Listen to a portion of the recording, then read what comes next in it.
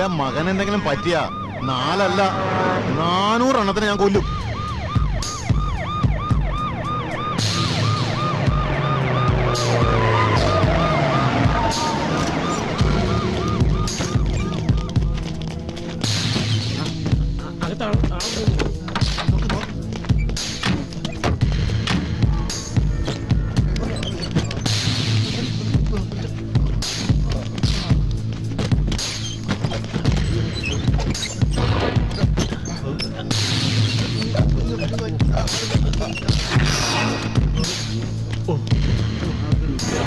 What happened?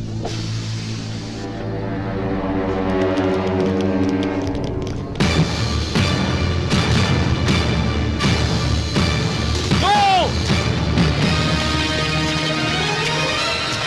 Hey, stop! Stop!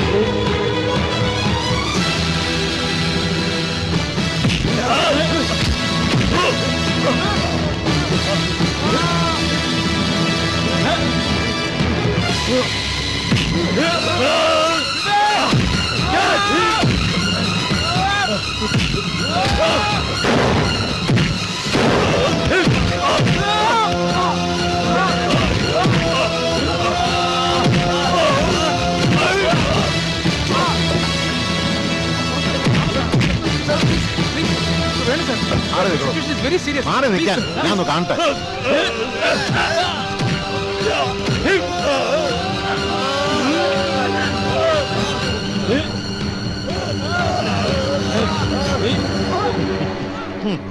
For the people ഒറ്റ എണ്ണത്തിന് വെച്ചേക്കരുത്.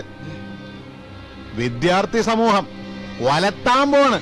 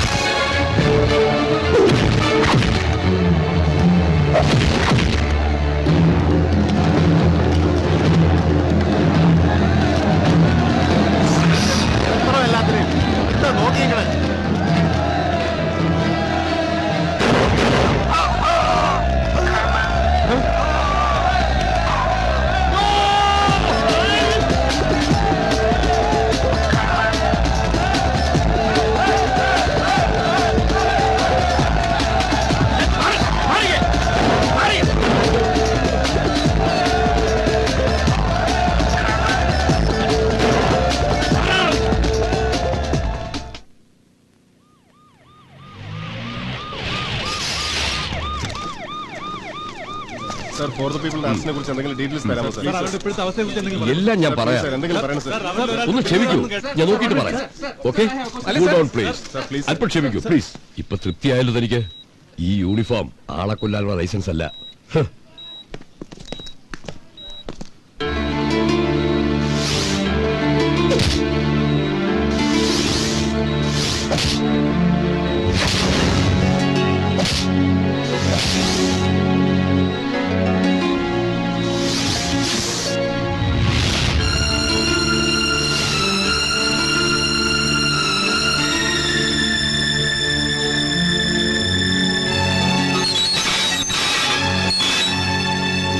It's my mistake, sir.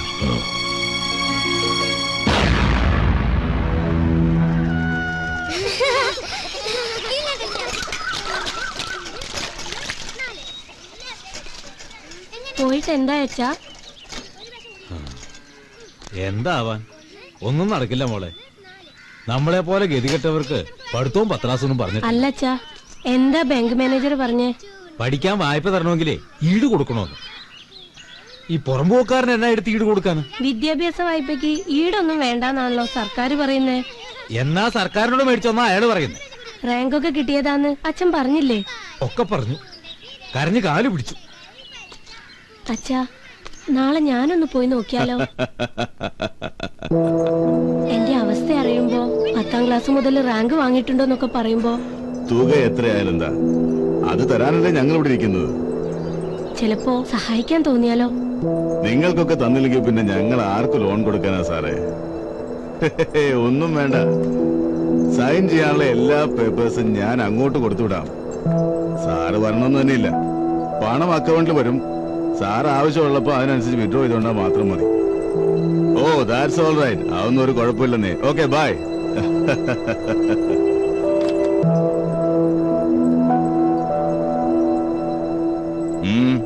എന്താ sir, ഞാൻ ഒരു എഡ്യൂക്കേഷൻ ലോണിന് അച്ഛൻ ഇന്നലെ വന്നിരുന്നു. ഓ, മനസ്സിലായി.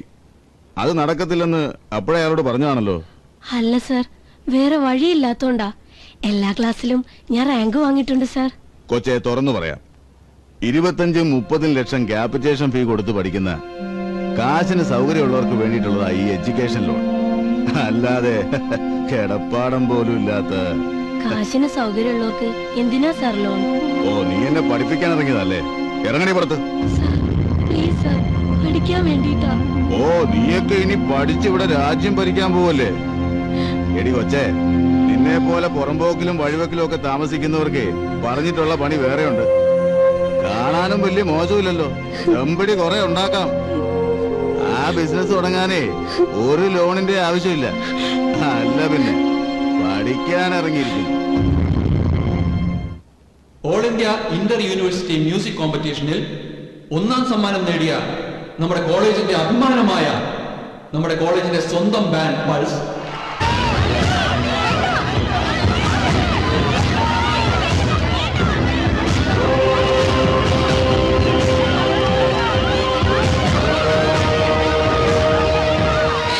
പഠിക്കണം.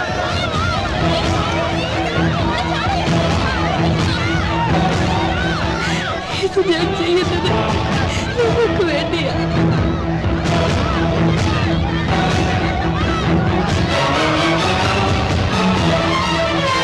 എനിക്ക് പഠിക്കണം.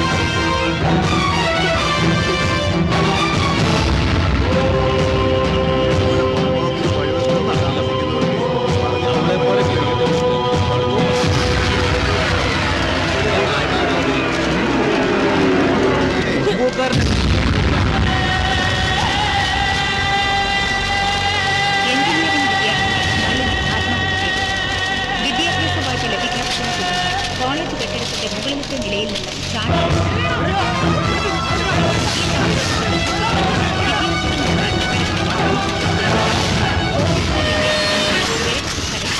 എഞ്ചിനീയറിംഗ് വിദ്യാർത്ഥിനി നളിനി ആത്മഹത്യ ചെയ്യാനിടയായ സംഭവത്തിൽ പ്രതിഷേധിച്ച് വിദ്യാർത്ഥികൾ നടത്തിയ പ്രകടനം അക്രമാസക്തമായി. വിദ്യാർത്ഥികൾ മുഖ്യമന്ത്രിയുടെയും വിദ്യാഭ്യാസ മന്ത്രിയുടെയും കോലം കത്തിച്ചു. നളിനിക്ക് വായ്പ നിഷേധിച്ച ബാങ്കിന് നേരെയും നടപടിയുണ്ടായി.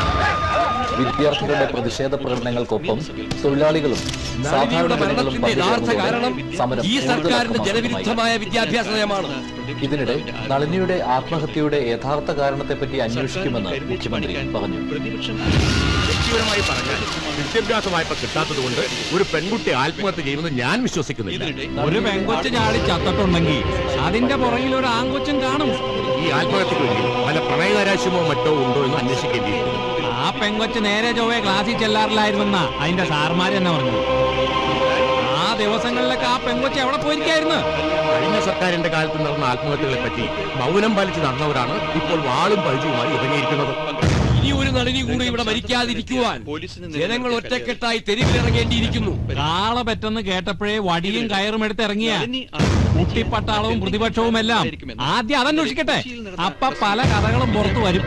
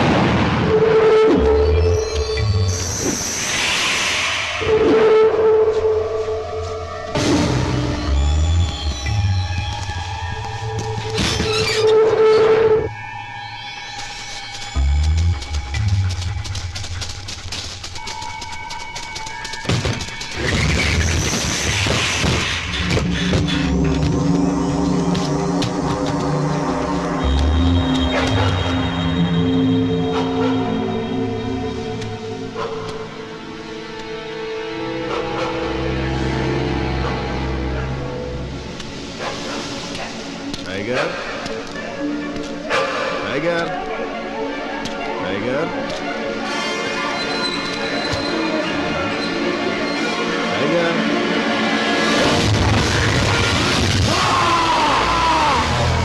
ഇത് ഞാൻ ചെയ്യുന്നത് നിങ്ങൾക്ക് വേണ്ടിയാ.